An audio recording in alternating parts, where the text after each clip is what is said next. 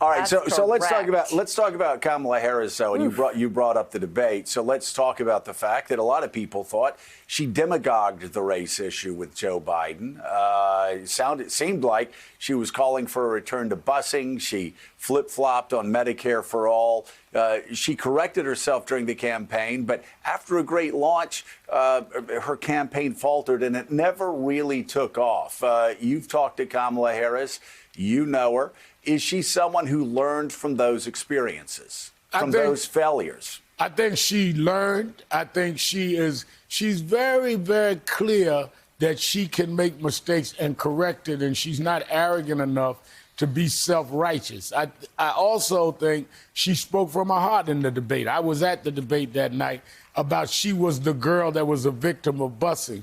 But at the same time, she had to deal with a policy that would work. And that is what you want in someone that leads, someone that can go for what they believe in, but correct themselves if they misstep. And we do not need someone like we have now in the White House that they cannot admit a mistake, even when someone shows a better way or a better point. And she's proven the maturity and the security to be able to do that. But by the way, let me just say this, and I'll say this with you, Rev, off the top, and if you have any corrections, you can tell me. But we're at the beginning of a process now where a black woman's going to be running for vice president of the United States. And I just said, did she learn from the mistakes that she made during the campaign?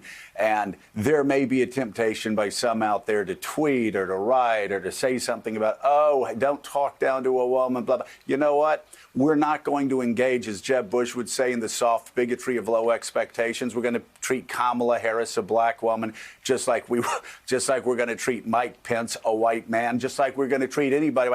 And when she screws up, we're going to call her out, not because she's a black woman, but because she's running for vice president of the United States. And can you speak to that, Reverend? Now, first of all, yeah. I've got to say, yesterday was a landmark day. You had a black national candidate, and I didn't hear one person talk about how she was, quote, articulate, which poor Barack Obama had to hear about 1,000 times during the 2008 campaign. Oh, he's so articulate. And I'm sitting there looking at these people going, what are you talking about? I did not hear articulate ones yesterday. So we've moved past a certain landmark. But can you just talk about that as we move through this campaign process? The best thing for Kamala Harris, the best thing for black women is that she is treated like everybody else, and the woke latte liberals don't try to put a bubble around her, because that's going to do nobody any good, certainly not the Democratic ticket. The most biased way that you can operate